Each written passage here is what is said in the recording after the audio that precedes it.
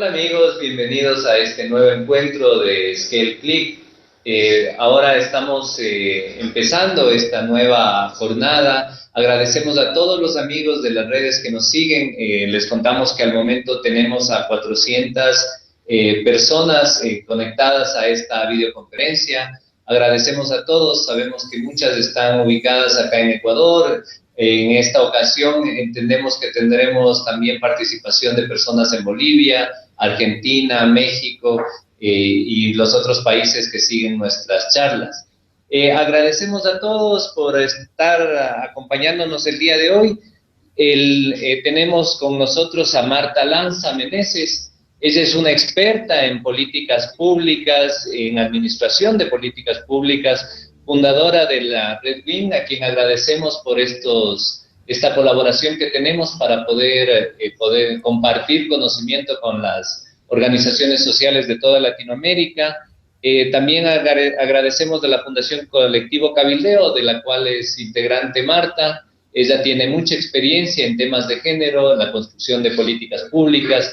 Ella está en este momento en La Paz y nosotros aspiramos a que podamos tener una jornada provechosa para todos, aprovechando esta experiencia que tiene Marta y que va a compartir con nosotros el día de hoy. El tema de la videoconferencia se denomina la sostenibilidad de la vida en el centro de las políticas públicas, miradas y desafíos para construir el vivir bien.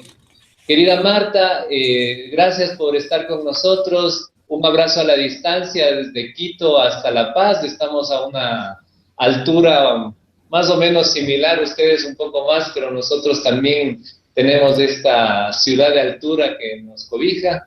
Así es que abrimos este espacio y tus palabras de bienvenida, por favor.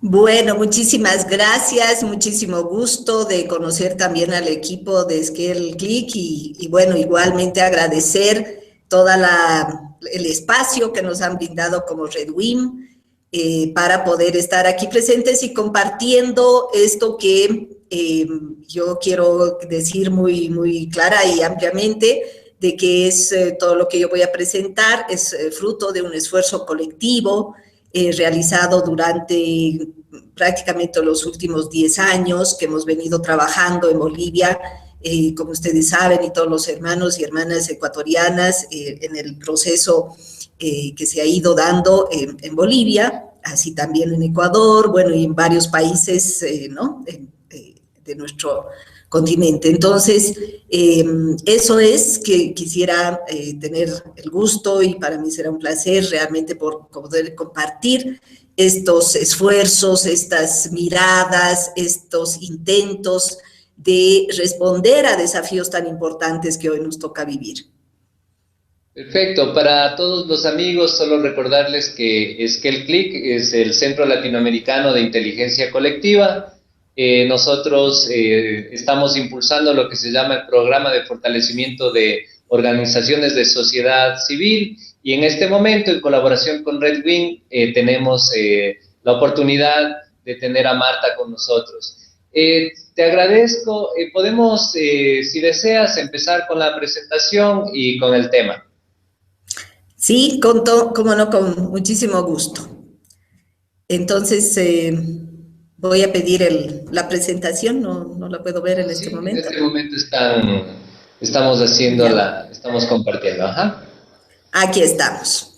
Bueno, entonces, un poquito nos vamos a poner en casa para poder compartir. La idea de esto es que no son, como les decía, ideas fijas, más bien son elementos para continuar reflexionando, construyendo y en todo caso todas las observaciones, aportes, etcétera, muy bienvenidas y aquí vamos con el tema. Un poco he denominado así la sostenibilidad de la vida en el centro de las políticas públicas, reflexiones desde el vivir bien, porque justamente el contexto que nos ha tocado vivir ha sido este contexto y este momento en que en Bolivia empezamos a trabajar y diseñar, digamos, de alguna manera todo un proceso bastante largo en el que se va diseñando, elaborando, construyendo propuestas que finalmente han sido plasmadas en nuestra Constitución Política del Estado. Pasaremos, por favor. Entonces, ese es el contexto. La siguiente, por favor. Por eso un poco el punto de partida para estas reflexiones es el contexto que estamos viviendo y hemos vivido en aquel momento específico, donde los movimientos sociales, las organizaciones, etcétera, sociedad civil, grupos organizados, han empezado a plantear ¿no? reivindicaciones profundas, han empezado a plantear la necesidad de, digamos, avanzar, no solamente cambiando de gobiernos, cambiando de políticas, sino cambiando de perspectivas, ¿no? Cambiando de formas de mirar y ver nuestra sociedad, nuestras relaciones, nuestro mundo. Ese es un elemento fundamental y un momento fundamental que nos ha permitido también empezar a mirar otras posibilidades, como es este tema justamente del vivir bien, ¿no? Como un paradigma alternativo que se plantea y, como decía, bueno, se inscribe en nuestra Constitución Política del Estado y expresamente la Constitución boliviana expresa que este proceso tendrá su base, se asentará en la descolonización del Estado y la sociedad. La siguiente, por favor. Entonces, a partir de eso, de ese contexto, nos hacemos la pregunta, después de haber, ¿no? reflexionado sobre estos temas, la pregunta básica de si es la opresión de género un problema de modelos y políticas o un problema de sistema. ¿Y por qué esta pregunta? Porque también es evidente que en este proceso de reflexión que les comento de formulación de la Constitución Política del Estado, estos temas no tenían, digamos, una claridad y una articulación suficientemente fuerte. Entonces empezamos a reflexionar sobre estos temas. La siguiente, por favor. Entonces, un elemento fundamental que nos hace, que es importante considerar, ¿no? La sociedad, hoy por hoy, el modelo económico sobre el cual se mueve la sociedad y todas nuestras sociedades todavía aún, es el modelo económico capitalista, colonial y patriarcal. ¿Qué es? Que eso es un modelo económico, como creo que ya todos los decimos, pero es siempre importante recordarlo, es un modelo económico, tecnológico y cultural que privilegia un modo de producción y de consumo insostenible. Se basa en la explotación de los seres humanos y la naturaleza y en la acumulación privada del excedente económico, para decir las características más centrales. Además, ya mirando desde estas visiones de género, patriarcado, etcétera, una parte de la acumulación privada del excedente, precisamente, proviene del trabajo doméstico y de cuidado no remunerado que realizan las mujeres a partir de la división sexual del trabajo y que no es ni siquiera reconocido como trabajo, ¿no es cierto? Es una actividad, es algo que naturalmente se considera como parte de las actividades y lo que las mujeres pues estamos destinadas a hacer en este contexto. La siguiente, por favor. Entonces, estamos hablando de un modelo que ha generado desigualdad social y pobreza, discriminación y opresión de las mujeres con características muy particulares y reforzadas y remozadas, digamos, en cada periodo de su desarrollo, ¿no? Como modelo económico y además como modelo también societal, ¿no?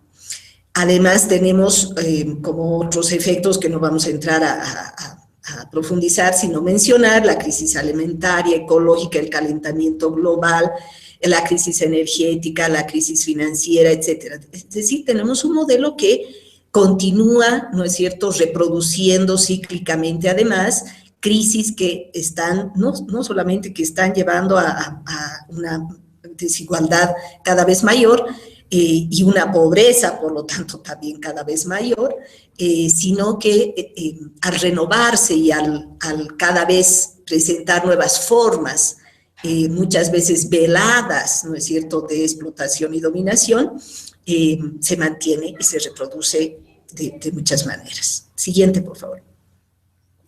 Entonces, estamos hablando que en ese contexto, las políticas públicas generalmente han sido presentadas como herramientas técnicas, es decir, como que los estados, los gobiernos, etcétera, van a diseñar las políticas públicas como si fueran un instrumento neutro, ¿no?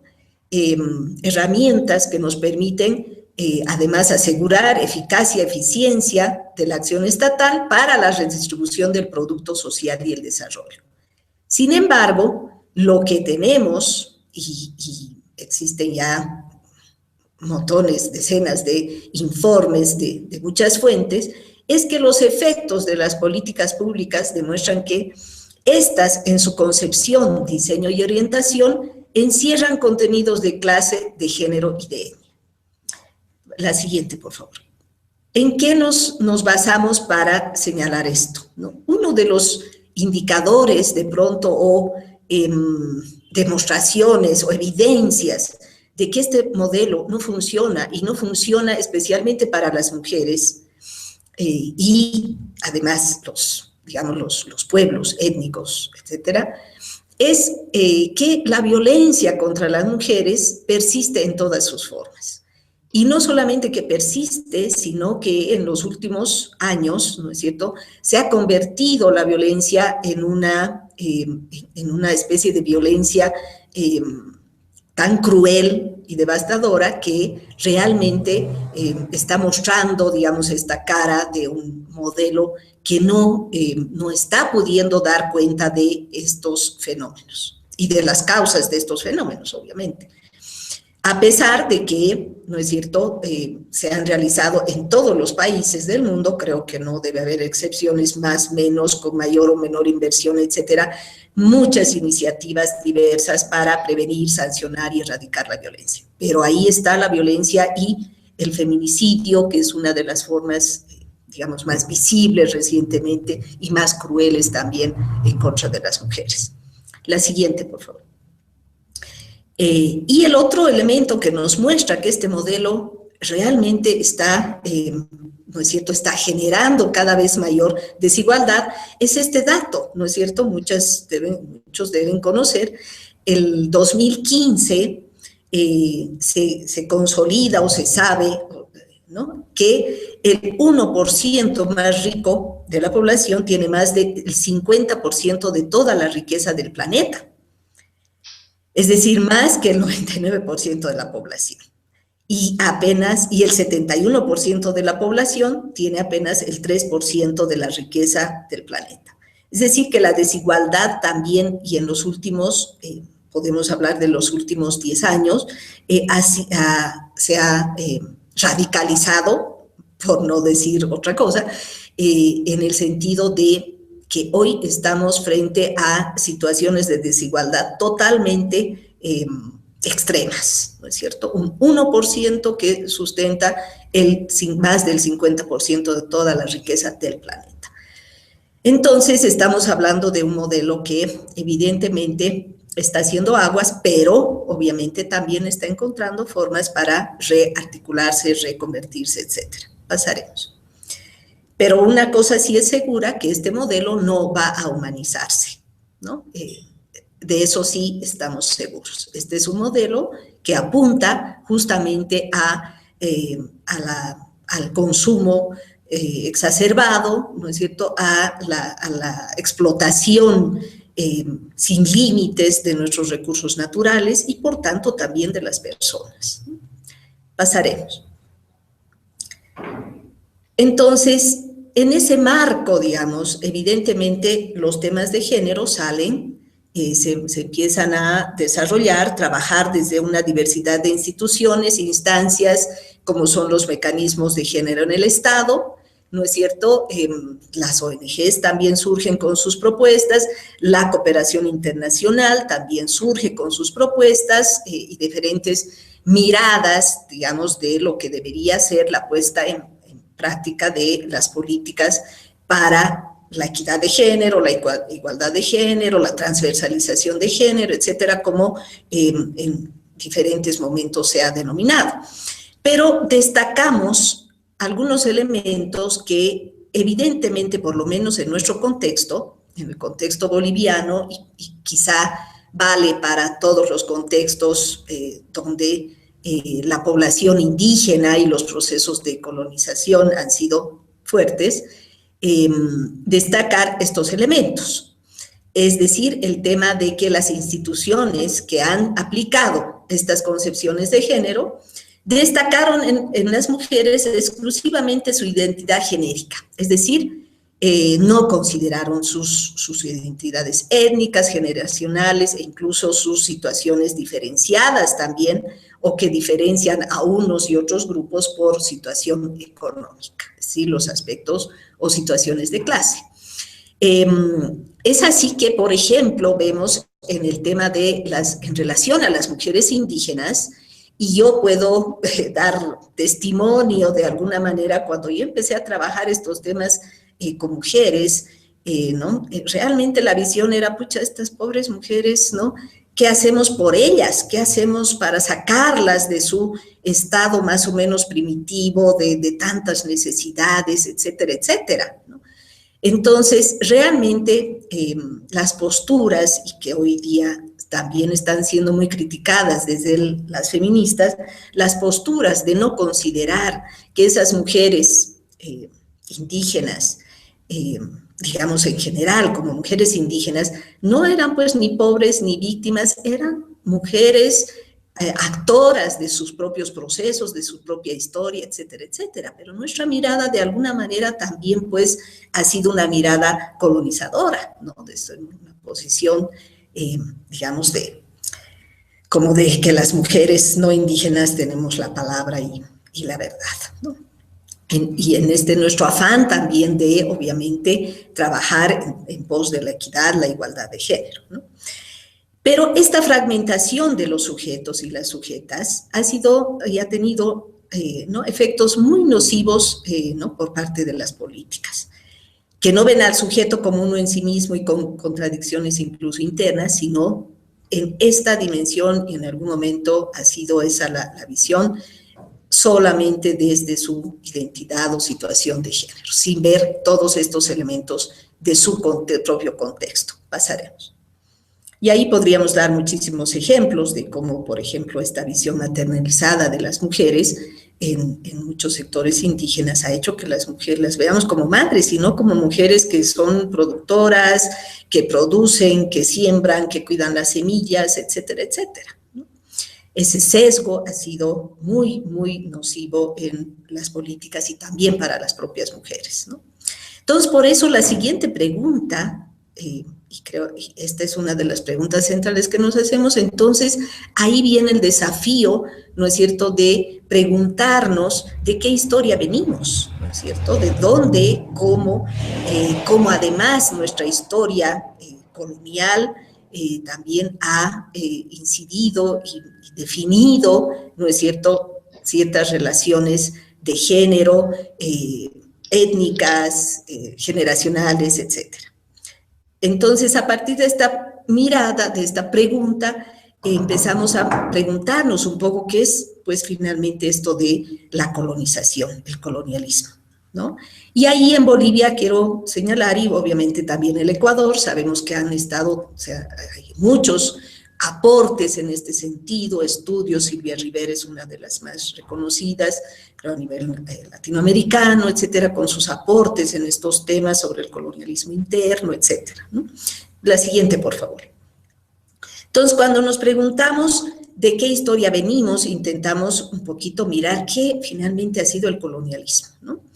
Y uno de los elementos fundamentales es que el colonialismo es la devaluación absoluta de la humanidad del dominado. Es decir, se asienta en esa percepción, en esa mirada del dominado como no humano y por tanto las devalúa a las víctimas de la conquista como no humanas, por tanto sin cultura, sin humanidad, etcétera, y como objetos a colonizar, a salvar del salvajismo, etcétera, etcétera, ¿no es cierto? Entonces, este elemento central que deviene en lo que hoy denominamos el racismo, va a ser fundamental para la construcción, ¿no?, de una ideología del dominado y de la dominación. Además, en sentido un poco más amplio, la colonización ha significado la imposición de una civilización sobre otra, ¿no es cierto? La civilización occidental, europea, eurocéntrica además, sobre otras civilizaciones que en su momento obviamente no fueron reconocidas como tales, como son todos los pueblos del Abya Yala, que han sido colonizados considerándolos como inferiores, ¿no es cierto?, como grupos no humanos, sin identidades, sin historia, etcétera, etcétera. Pasaremos, por favor. Entonces, este proceso tuvo efectos en los pueblos indígenas, la pérdida de la propiedad, control de sus tierras, territorios, ¿no? Y elementos centrales de ese proceso de colonialismo, porque ¿no es cierto?, hay una colonización del ser y del saber, el desprecio de su lengua, de sus instituciones políticas, sociales, sus formas de organización, de sus tradiciones, prácticas religiosas, valores, etcétera, etcétera. Con base todo esto en una profunda intolerancia, prejuicios étnicos, sociales, es decir, racismo de los grupos de poder hacia la población indígena, ¿no es cierto? O sea que hay todo un proceso también de desestructuración en muchos casos, de las propias bases de la constitución de estos pueblos, ¿no? Pasaremos, por favor.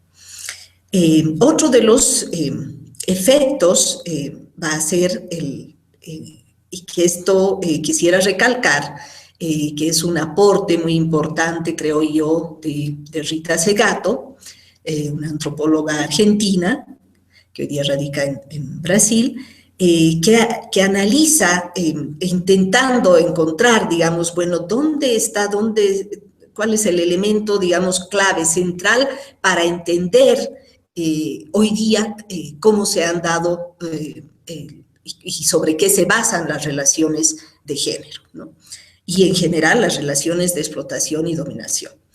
Entonces ella argumenta que en todo el proceso colonial y de construcción de esta forma de colonialismo interno, un elemento central ha sido, gracias a la necesidad de los colonizadores, de la administración de la colonial, de establecer vínculos, relaciones y alianzas con los sujetos dominados, la superinflación de los hombres en el ámbito comunitario y en su papel de intermediarios con el mundo exterior. Es decir, ahí buscaron el contacto, ¿no es cierto?, y la participación, o sobre todo el contacto para poder mediar entre uno y otro mundo de los hombres, dejando, ¿no es cierto?, sin considerar que en estos espacios y culturas el espacio público y privado, ¿no es cierto?, no tenía estas características que hoy conocemos como espacios totalmente separados uno del otro, ¿no? Bajo la concepción dual de las culturas indígenas, andinas, etcétera, estos espacios, pues, más bien se complementaban, eran parte de uno del otro, y posiblemente, es muy posible que las mujeres en el ámbito privado, doméstico, tuvieran también, pues, sus espacios de poder, ¿no? Entonces, la desestructuración de este espacio también ha generado, ¿no es cierto?, que las mujeres queden invisibilizadas, queden minorizadas, queden aisladas de todo lo que fuera la construcción de ese espacio público, como dice Rita Segato, ¿no? O sea, no es que había eso, fue construido el espacio público, ¿no? Entonces, ahí tenemos la superinflación y universalización de la esfera pública, ¿no es cierto?, como el espacio, ¿no?, de participación, de toma de decisiones, etcétera, etcétera, básicamente habitada, controlada, etcétera, por los hombres. Y por lo tanto, como decía, con el derrumbe y privatización de la esfera doméstica, donde obviamente también todo este proceso va a generar la pérdida radical del poder político de las mujeres allí donde existía, ¿no? Y centralmente con estas miradas y estas construcciones que no consideran las relaciones que se van generando entre los diferentes espacios, sujetos, etcétera, etcétera, sino más bien se miran desde una mirada binaria donde o es lo uno o es lo otro, ¿no es cierto? No se considera procesos en su relación.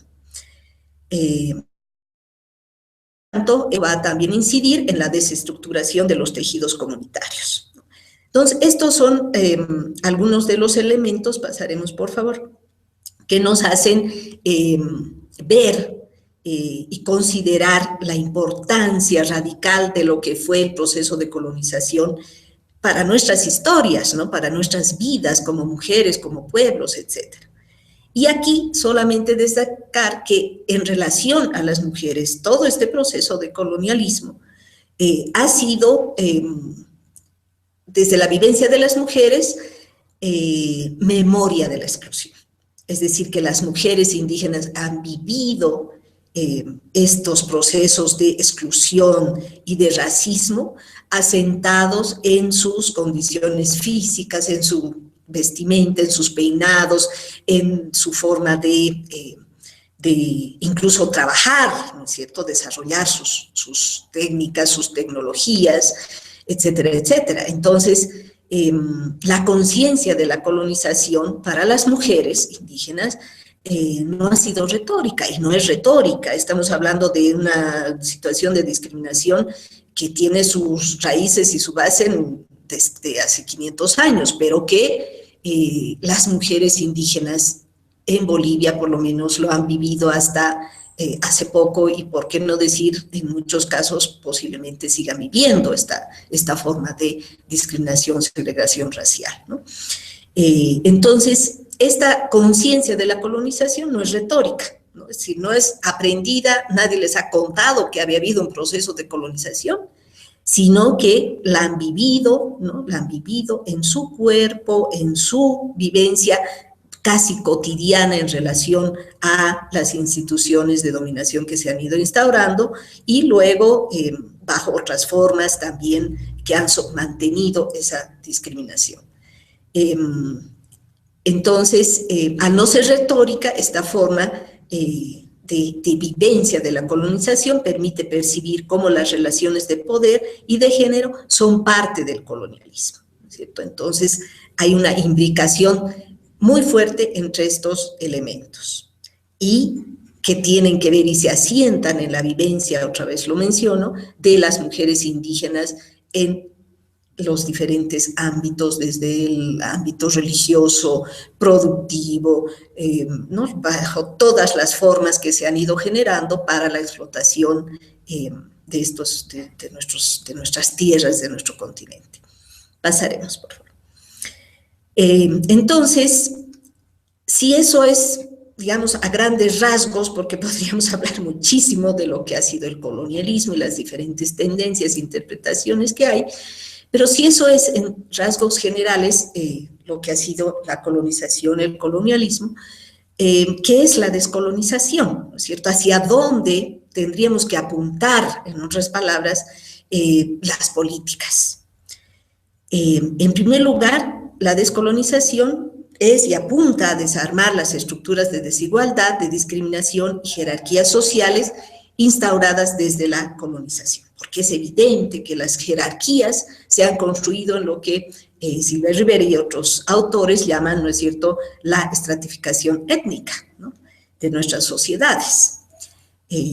Entonces, ahí estamos viendo cómo ha funcionado todo este sistema colonial. Es el desmontaje de relaciones y sistemas de poder y de concepciones del conocimiento que fomentan la reproducción de jerarquías raciales y de clase que fueron creadas constantemente se van modificando en el mundo moderno, colonial y patriarcal. Es la ruptura con el sistema de saberes occidentales instalados en la superioridad lingüística y étnica, es la subversión del orden de la razón y el progreso instituidos por el colonialismo. Y aquí no estamos hablando de desechamos todos los saberes que no sean propios, porque finalmente hay pues toda una historia que ha corrido, ¿no es cierto?, en nuestros continentes, en nuestro continente y en otros también, historias de colonialismo diferentes, pero, ¿no es cierto?, se trata de mirarnos en esto, ¿no?, en este proceso de reconocernos, de restituirnos, de recuperarnos como pueblos también con nuestras propias visiones, cosmovisiones, etcétera. Y finalmente, es pues, y decimos aquí en Bolivia, es el restablecimiento de la dignidad de las personas.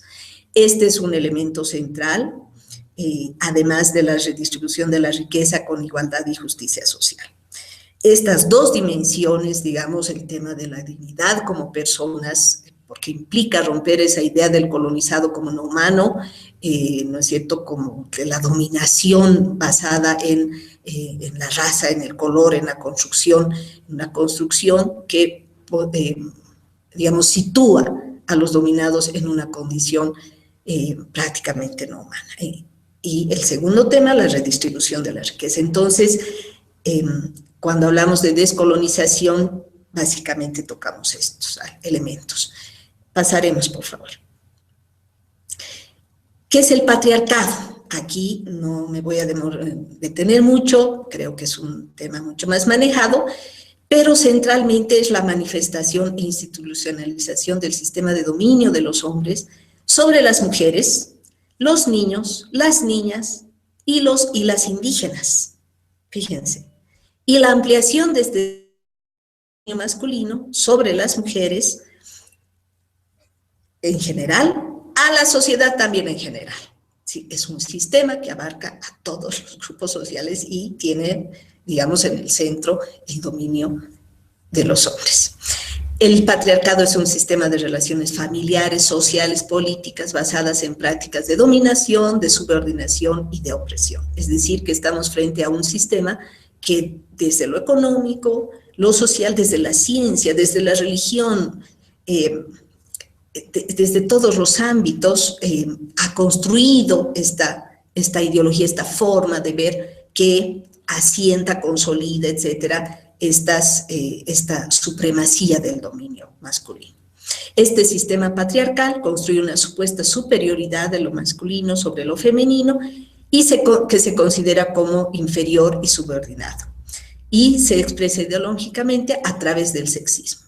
También aquí hay que recalcar que esta construcción, digamos, ideológica, naturaliza estas relaciones, ¿no es cierto? Esta forma de relaciones que se establece, relaciones de poder entre hombres y mujeres, donde las mujeres son subordinadas, dominadas, oprimidas, etcétera, se asienta en esta especie de naturalidad de esta relación. Siguiente. Entonces, si eso es el patriarcado, ¿qué sería la despatriarcalización? Recogiendo de varias fuentes, decimos, es un proceso de liberación, de emancipación del pensar, sentir y conocer de las mujeres y los hombres. Es decir, a ver, vamos, ahí estamos, somos quienes somos, con nuestra historia, con nuestro proceso histórico, pues, a ver, construyamos, liberemos nuestras energías, ¿no? Superar, eliminar, desarmar las estructuras de dominación, opresión y subordinación hacia las mujeres presentes en la familia, la sociedad, el Estado, etc. Es reconocer el trabajo productivo de las mujeres en la producción de alimentos, en las plantas, las semillas, etc. Esas grandes sabidurías que muchos hemos llamado y hemos desconocido, hemos tipificado como, qué sé yo, técnicas, ¿no? Saberes, etcétera, y que en muchos casos tienen una base también científica. El caso claro que yo siempre señalo para señalar algo, un ejemplo, es el tema de la producción de tejidos, ¿no? Es Elvira Espejo, aquí es una mujer muy reconocida, trabaja estos temas de recuperación, mirar, ¿no?, desde otro punto de vista el tema de los tejidos, y ella dice, es una ciencia de las mujeres. Ahí hay mucha tela que cortar, cosas muy, muy interesantes. Y finalmente reconocer que el trabajo doméstico que en general realizan las mujeres es también trabajo. Y ese es un tema que creo que hoy día está en la agenda pública con el tema del cuidado, ¿no es cierto?, la economía del cuidado, etcétera, y que pone un poco el dedo en la llaga en todo lo que es el tema de la división sexual del trabajo. Pasaremos. Entonces, estamos hablando de que, esto ya no lo voy a leer, esta es una intención de mostrar entonces la imbricación entre lo que es la descolonización y la despatriarcalización, o sea, cómo las dos dimensiones de nuestros procesos deben estar y se van imbricando, ¿no es cierto?, mutuamente. Por ejemplo, solamente para decir, el desmontaje implica, ¿no es cierto?, el desmontaje de estructuras de poder estatal, laboral y de control de la sexualidad, de ideologías y de formas de conocimiento que producen una división maniquea del mundo. Es decir, que hay una imbricación muy importante entre estas dos dimensiones. Pasaremos. Y decimos finalmente que esta imbricación nos está mostrando que los procesos de descolonización y despatriarcalización no pueden ir el uno sin el otro, ¿no es cierto? No podemos hablar de descolonización sin hablar de despatriarcalización y viceversa. Por estas imbricaciones, ¿no es cierto?, que señalamos, aquí un pequeño gráfico que nos ayuda a mirar que digamos, mirándolo muy globalmente, si bien nuestro horizonte de cambio es el vivir bien, o el buen vivir en el Ecuador, ¿no es cierto?, si no avanzamos en los dos procesos de descolonización y despatriarcalización hacia la emancipación de los pueblos y de las mujeres y los hombres, la construcción del vivir bien será un proceso que lo veremos de aquí a muchísimos, muchísimos años seguramente. ¿Qué instrumentos tenemos? Y aquí esto es otra vez fundamental. Desde las políticas públicas, otra vez, podemos trabajar estos temas, podemos reforzar estos procesos. Sí, pero no es suficiente.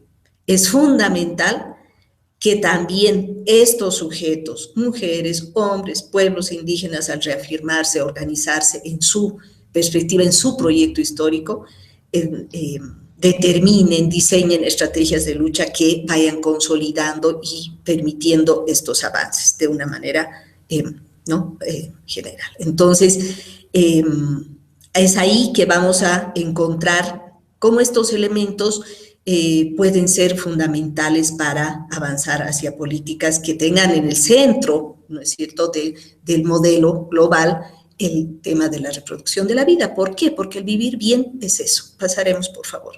El vivir bien, para señalar igual algunos elementos, y aquí viene la siguiente pregunta. Entonces, ¿desde dónde repensamos las políticas públicas, ¿no? ¿Desde dónde? ¿Cómo hacemos? Que si queremos avanzar al vivir bien, hemos mirado lo que es la descolonización, la colonización, descolonización, etcétera.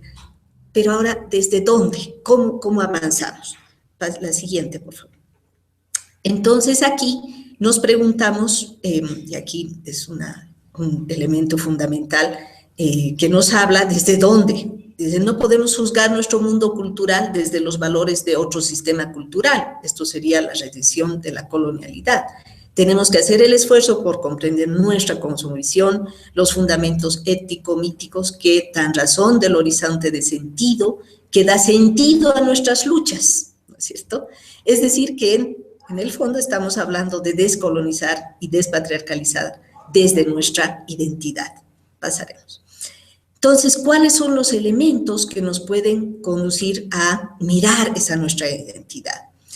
El vivir bien como horizonte de sentido nos habla no de una alternativa de desarrollo, sino de una alternativa al desarrollo, es decir, a ese modelo construido en base a la razón, la ciencia, el desarrollo y económicamente la acumulación, la explotación, etcétera, etcétera. Entonces, y además, esta alternativa, esta visión del vivir bien nos habla de pensar la reproducción de la vida, ¿no es cierto? La vida armónica, etcétera.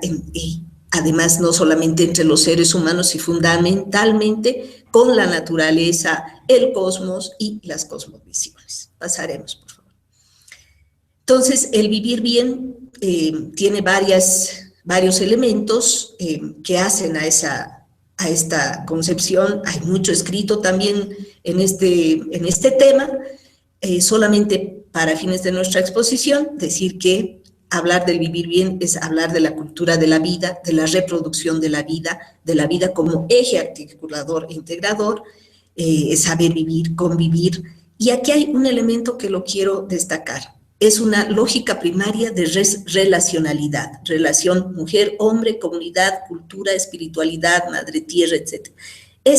La lógica del vivir bien, recuperada, trabajada desde las cosmovisiones indígenas, nos habla de un producto que se genera en todos estos procesos y son, sobre todo, lógicas de relación. No es el producto que va a ir al mercado, que se compra y se vende, sino son las relaciones que se construyen entre los seres humanos, la naturaleza, etc.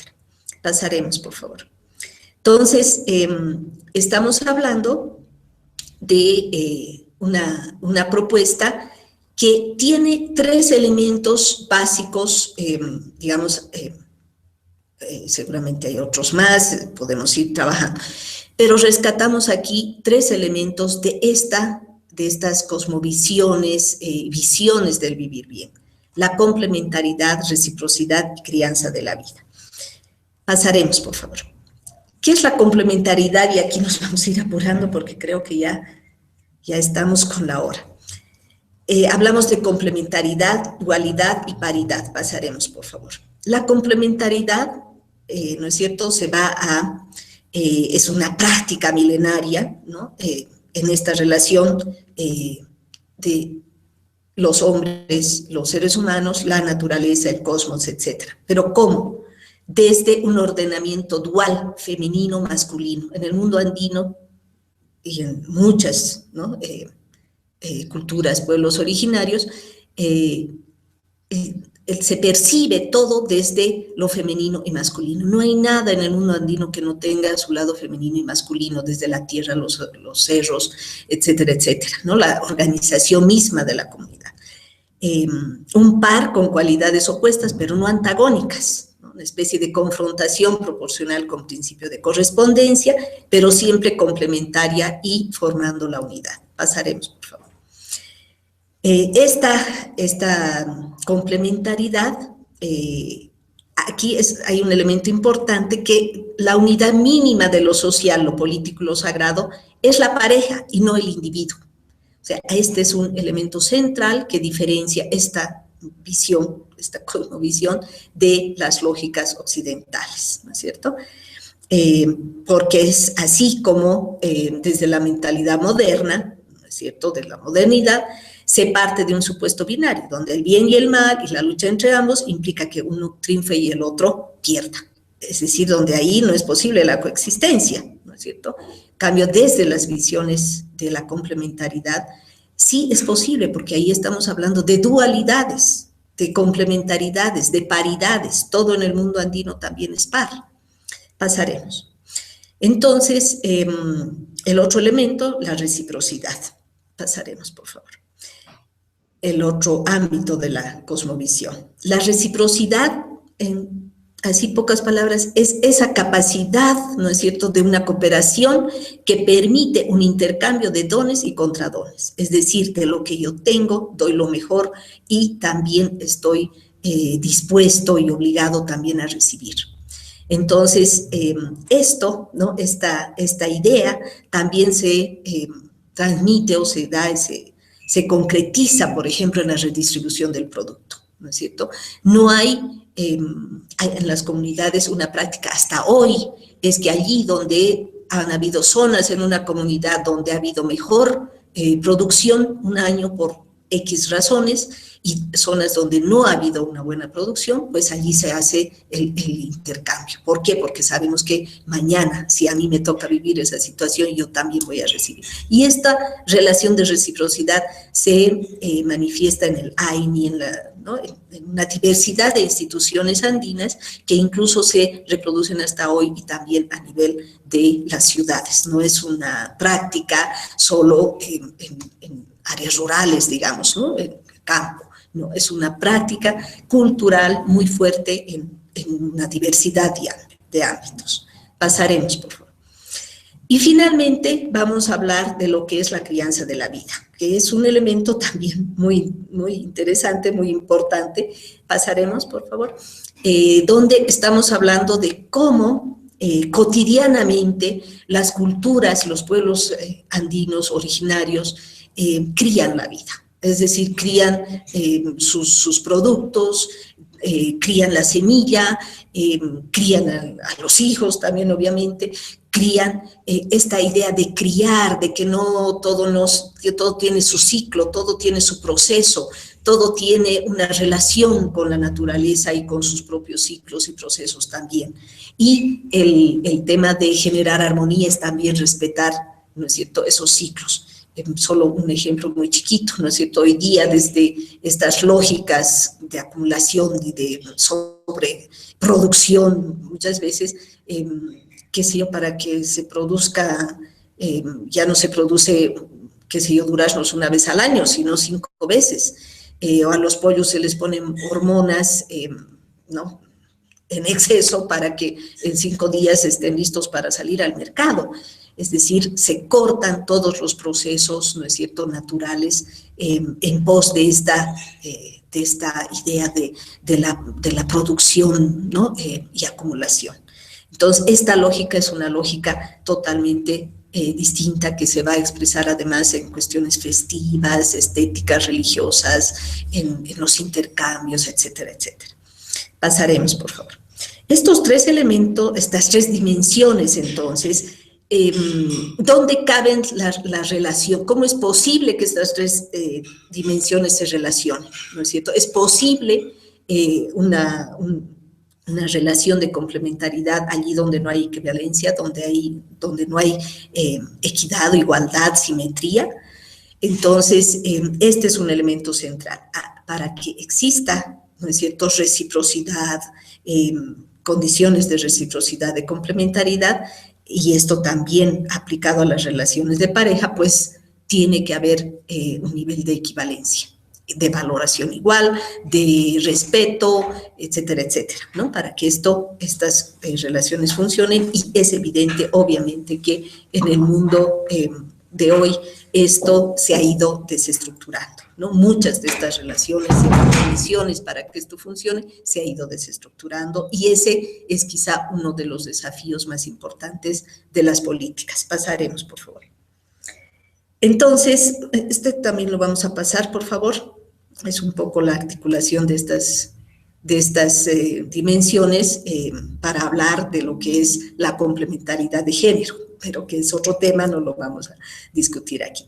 Entonces, ¿cuáles son los desafíos ya de todo esto? ¿No es cierto? Estamos mirando un proceso, nuestra historia, de dónde venimos, desde dónde miramos las políticas, esta construcción de este vivir bien para avanzar y digamos, desestructurar las condiciones de dominación que se han generado a través de este modelo económico, social, cultural, ¿no es cierto?, que es el modelo capitalista, colonial y patriarcal. Entonces, uno de los desafíos es pensar las políticas desde las lógicas de restitución de estas equivalencias, equilibrios y armonías. Es decir, aquello que es posible, donde es posible trabajar estas dimensiones, enfocarlas, identificarlas y, digamos, trabajar desde esas lógicas, tratando de identificar esos espacios donde existen, donde están todavía funcionando, donde se están resquebrajando, etcétera, para restituir estos espacios, estas lógicas. Promover sistemas de reciprocidad y complementariedad, mirar todo de una manera holística, desde los sujetos hasta la relación de los sujetos con la naturaleza, el medio ambiente, el cosmos, etcétera, etcétera. Lo central no es el sujeto ni el individuo, son las relaciones. Creo que este es un elemento central. No son las mujeres solas, por tanto, sino las mujeres en su relación con la masculina. Desde esa visión de complementariedad no se puede elaborar políticas exclusivas para las mujeres, por decir algo, sino asentadas en el sujeto par, en su relación con cómo diseñamos políticas que no reproduzcan este sesgo de las políticas de género, que usualmente han visto a las mujeres, pero además solo como mujeres o reproductoras, ¿no? Entonces, este es un tema central. Promover la esfera doméstica y el colectivo de las mujeres como un todo frente a la jerarquía de prestigio y el poder del espacio público comunitario y el colectivo de los hombres. Es decir, allí, ese espacio donde las mujeres también están y son, etcétera, y están desde ahí ejerciendo también y tienen la posibilidad de ejercer sus procesos, sus decisiones, etcétera, etcétera, consolidar, ¿no? Avanzar en esos espacios. Pasaremos, por favor. Y finalmente, restituir, que esto ya es un poco más ideológico, más global, la jurisdicción propia y del fuero comunitario para la liberación y restitución de la capacidad de tramar su propio camino como pueblo, desde sus hombres y mujeres. Es decir, no estamos hablando solo de la comunidad indígena allá, sino de esta forma comunitaria que pueda ser restituida, ¿no es cierto?, y funcione también en diferentes ámbitos. En última instancia, y esta ya es una cita, lo que persigue una política, sobre todo una política soberana, es hacer posible el proyecto de vida que un pueblo se propone a sí mismo de manera libre, soberana y autodeterminada. Entonces, aquí el desafío es evidentemente trabajar desde estos elementos, otros enriquecidos, mirados desde también quizá otras perspectivas, pero, ¿no es cierto?, recuperando estas identidades de manera soberana, autodeterminada, desde cometiendo errores tal vez, ¿no es cierto?, pero desde lo propio. La siguiente, por favor. Pasaremos, y solamente para así terminar un poquito esta parte. Entonces, con todos estos elementos, ¿qué decimos? Un modelo que tenga en el centro la reproducción de la vida para el vivir bien, tendría que al menos contener algunos de los elementos que aquí se señalan. ¿Cómo y qué se produce? Protegiendo la vida desde la complementariedad, la crianza de la vida, generando relaciones de reciprocidad con el cosmos, la naturaleza en armonía con la madre tierra. ¿Cómo y qué se distribuye? Debe haber una redistribución igualitaria de los recursos, ingresos, riqueza. ¿Qué y cómo se intercambia? Seguridad, protección, reciprocando saberes, productos en condiciones de equivalencia. ¿Qué y cómo se consume? Lo necesario para vivir bien, respeto y protección de la naturaleza. ¿Qué trabajo se reconoce? El trabajo productivo y reproductivo. ¿Sí? Estos son algunos de los elementos que están ahí, son los desafíos que creo que nos hemos puesto también como colectivo y esperamos poder compartir y enriquecer con todas ustedes. Muchas gracias. Gracias, querida Marta. Mira, hemos recibido algunas preguntas que nos llegan desde Facebook y desde Twitter. Hay una que nos comenta, que nos pide que si puedes ejemplificar el tema de cómo se introduce el patriarcado y el colonialismo en la práctica de las organizaciones. Si podrías dar algún tipo de ejemplo como para que las organizaciones puedan identificar en sus propias prácticas cómo estos valores se introducen en su gestión. Uh-huh. Bueno, sí, gracias por la pregunta porque es un tema que no lo he visto. ¿Qué está pasando, no es cierto, y cómo ha funcionado esto, ¿no? Por lo menos desde la experiencia boliviana? Las organizaciones, la forma organizativa básica comunal ha sido siempre desde esta dualidad, desde el chachahuani, quienes representan hombres, mujeres, etc.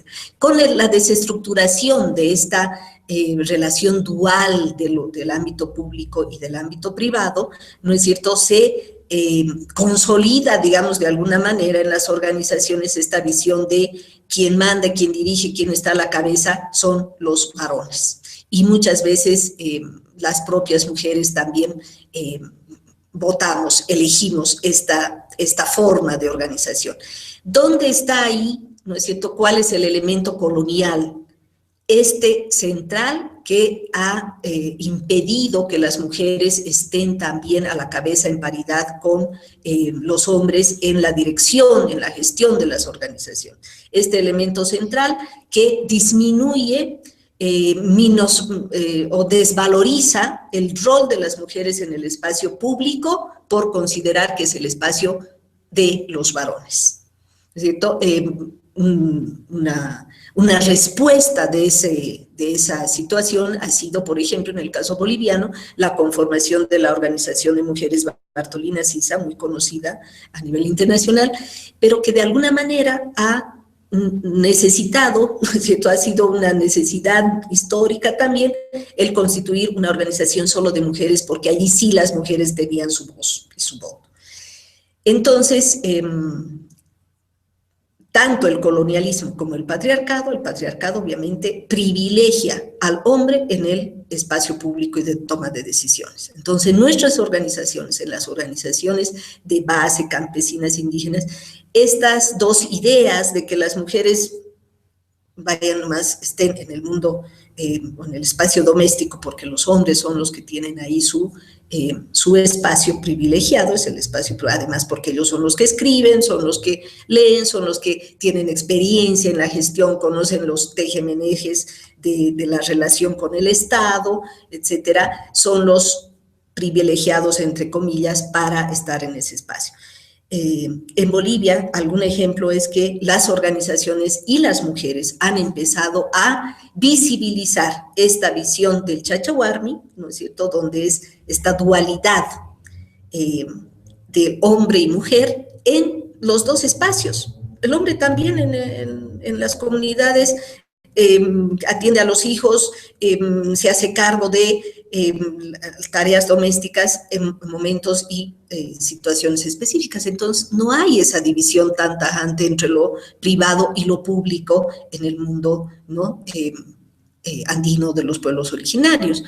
Esa es una construcción de estas visiones del colonialismo y el patriarcado que nos han sesgado, pues, ¿no?, nuestros espacios y formas de ver estas relaciones. No sé si con eso. Hay otra que dice, si el buen vivir entonces incluye una ética de reciprocidad, ¿cómo se estimula esta en las prácticas? Ya, aquí, ¿qué es lo que yo he visto desde mi vivencia y desde dónde hemos empezado a recuperar estas visiones? La reciprocidad, por ejemplo, se da en las ferias, para hablar de un espacio que creo que es bastante común en nuestros pueblos. Las ferias, hoy día muchas ferias se han vuelto ferias mercantiles, ¿no?, donde se intercambia productos por dinero, pero muchas ferias más locales, más comunitarias, donde las mujeres son las que generan, están presentes en estos espacios, son los espacios donde se va a reproducir estas relaciones de reciprocidad. ¿Qué hacen las mujeres? Llevan sus mejores productos, llevan incluso semillas, intercambian semillas y reciben del otro lado, de la otra mujer, digamos, de la otra comunidad, reciben también de igual manera estos productos que son, ¿no?, digamos, los mejores productos que ha tenido esta mujer en su comunidad. Entonces, ¿qué se da ahí? Se da un proceso súper interesante, porque no media el dinero, ¿no?, media esta posibilidad o esta visión, esta idea. Yo llevo para intercambiar, reciprocar lo mejor que yo tengo. Entonces, en ese espacio, digamos, se concretiza la reciprocidad. Lo mismo cuando las organizaciones se plantean la necesidad de, ¿no es cierto?, decimos, por ejemplo, las organizaciones sociales, ¿no?, las organizaciones de mujeres, que es el APTAPI, es un nombre en Aymara, donde todas traen, ¿no?, lo mejor que tienen y comparten, ¿no? No hay nadie que, si yo he traído un maíz, una mazorca de maíz porque no tenía más, no es que no voy a comer nada más, no voy a compartir nada más. todos vamos a compartir por igual, aunque cada quien haya traído, ¿no es cierto?, una cantidad o una diversidad de productos. Entonces, a nivel, digamos, comunitario, a nivel de muchas prácticas que he visto en las ciudades, ¿no es cierto?, ¿qué está pasando? Se está incluso aquí en Bolivia, y me imagino que en otros lugares también con mucha fuerza, intentando construir relaciones de intercambio de saberes sin que medie la moneda. O sea, yo reciproco. Yo como especialista en X tema, ¿no es cierto?, voy a poner mis servicios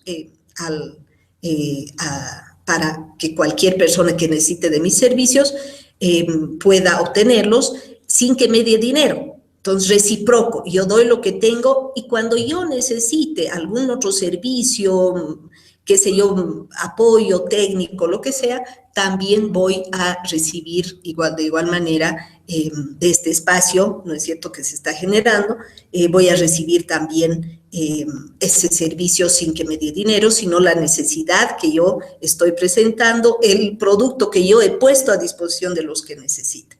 Entonces, hay muchas maneras, tanto desde lo comunitario, en las ciudades, que se están dando para convertir esta lógica de la reciprocidad, ¿no es cierto?, en una práctica cotidiana, pero en esto siempre pensando en este tema de que no estamos construyendo o produciendo productos, mercancías para ponerlas al mercado, sino estamos construyendo relaciones, y relaciones basadas en este respeto mutuo, en este yo doy lo que tengo, recibo lo que necesito, y también estoy obligado, por supuesto, a devolver. Entonces, estas lógicas que permiten este encuentro distinto, ¿no?, entre las personas. Tenemos otra pregunta que nos van a emitir acá también desde nuestro estudio. Marta, ¿qué tal? Soy Carmen Rosa, mucho gusto. ¿Cómo estás? Mucho gusto. Bien, gracias. Tengo dos preguntas. Respecto a lo que tú acabas de decir, me viene un poco, no sé si la duda, pero ¿cómo lograr esta reciprocidad que sí la vemos en las comunidades rurales, pero en las grandes ciudades es como menos evidente o menos fácil de que suceda, porque la vida en las ciudades, las dinámicas de las grandes ciudades son diferentes? Entonces, ¿cómo lograr esta reciprocidad, estas prácticas de reciprocidad que se dan en las comunidades, que sea también un hábito en las grandes ciudades? Y también otra pregunta para ti es, en algunos países de Latinoamérica, el contexto ahora que viven algunos países de Latinoamérica es un contexto de conflictividad, de faltas de diálogo, de esta falta de que las personas no se pueden sentar a dialogar, a llegar a acuerdos. Entonces, tú hablas en el vivir bien, se habla sobre vivir en comunidad, ¿no es cierto?, de saber vivir y convivir. ¿Cómo lograr esto o cómo caminar hacia esta propuesta tuya en medio de este contexto de conflictos, en medio de este contexto sin diálogo, sin acuerdos? Uh-huh. Bueno, aquí, mira, justo me hiciste respecto a la última pregunta, porque se me vino un tema que hoy día lo estamos viviendo mucho, ¿no? Hay como una especie de instalación del miedo, ¿no? Galeano lo describe muy bien, una especie de instalación del miedo a decir, bueno, aquí lo que tú dices, ¿no? Estamos viviendo en un contextos tan difíciles, tan poco comunicativos, tan, ¿no?, mediados por una serie de tecnologías incluso, etcétera, etcétera. Entonces, y además con situaciones de violencia extremos en muchos casos, ¿no? Entonces, está generando como una especie de se está instalando un miedo al cambio, un miedo a pensar en posibilidades de cambiar, un miedo que nos está llevando a autoprotegernos, ¿no es cierto?, también en nuestros propios espacios y enfrentarlos, digamos, de la mejor manera sin cuestionarlos mucho. Creo que no hay recetas, ¿no es cierto? Lo ideal creo que es ir trabajando en la comprensión primero de estas dimensiones, la reciprocidad, complementariedad, entender nuestros roles como sujetos, como sociedades, como organizaciones sociales, ¿no? Organizaciones de la sociedad civil, que estamos en este proceso y en este desafío para construir justamente estos espacios. Como decía, esta experiencia, que es una experiencia ya que se está dando en Bolivia, es en el Alto de La Paz, en una ciudad muy grande, ¿no es cierto?, bueno, grande para Bolivia, una de las ciudades más grandes, donde un grupo bastante amplio ahora de personas de la sociedad civil están trabajando en este tema, ¿no? De generar mecanismos reales, porque claro, también si solo hablamos y bueno, y después la gente, sí, yo quisiera reciprocar, pero ¿dónde voy? ¿Qué hago? ¿No? Entonces, de generar los mecanismos, las instancias y los espacios que evidentemente permitan hacer de esta lógica, digamos, una práctica real, ¿no? Entonces, se está trabajando en esto. Por lo menos en Bolivia, uno de los espacios más interesantes que no se ha perdido y que junto al desarrollo de muchos mecanismos, por ejemplo, de mercado y de comercialización, se mantiene, y me imagino que en Ecuador también, es el tema de las ferias, los espacios donde los sujetos podemos entrar a establecer relaciones en contextos muy diferentes de lo que es, por ejemplo, el supermercado, por decir algo, ¿no? Sí, donde ya no hay personas a las que les con que tocar, sino son personas, son pues grandes, ¿no? Empresas muy digitalizadas, etc. Entonces, el desafío creo que está en eso, ir desarrollando esos mecanismos, esos espacios que permitan justamente a las personas y a las organizaciones ir pensando, diseñando este tipo de mecanismos.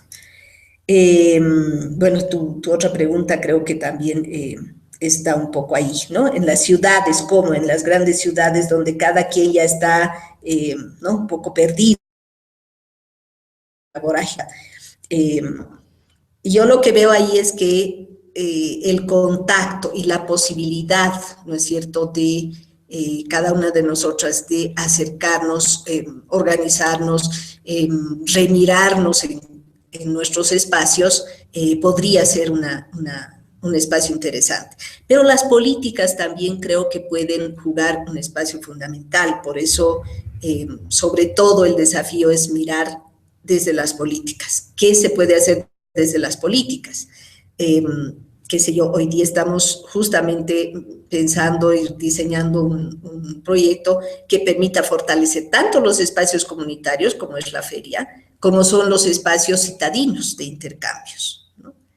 Entonces, qué sé yo, mañana, en lugar de que este producto X, que es el mejor, se quede solo en la comunidad, mañana salga a este otro espacio de feria más ampliada, a las ferias intermedias, donde las mujeres de la ciudad sepan que van a ir a ese espacio, a esa feria, y van a encontrar productos de calidad, de primera mano, incluso comercio justo, etcétera, etcétera, ¿no? Entonces, son espacios que se pueden ir abriendo para justamente una práctica de esta dimensión de la reciprocamos, a ver qué nos damos, qué tenemos para compartirnos, ¿no? Gracias.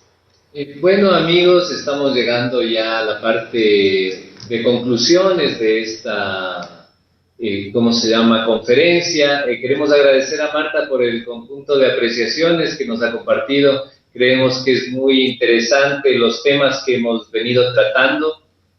Nos gustaría para esto pedirte unas palabras finales, no sin antes decir a todos que están en las redes que no se olviden que tenemos ya el documento que Marta nos compartió. Ustedes pueden ir en nuestra página web, pueden bajarlo para que puedan tener ese material a disposición. Querida Marta, unas palabras finales para esta conclusión de la videoconferencia. Sí, bueno, primero agradecer las preguntas a todas las personas que han estado participando de esta videoconferencia y decirles que entiendo, digamos, son desafíos. en realidad esos son, ¿no? Son realmente desafíos para ir construyendo, reflexionando, pensando qué, desde dónde, cómo pensar en políticas públicas y también prácticas, ¿no es cierto?, a nivel de las instituciones, de las organizaciones, del mismo Estado, que nos permitan avanzar hacia esa posibilidad de un mundo mejor. Y creo que lo fundamental es creer que sí es posible ese mundo mejor. Muchas gracias.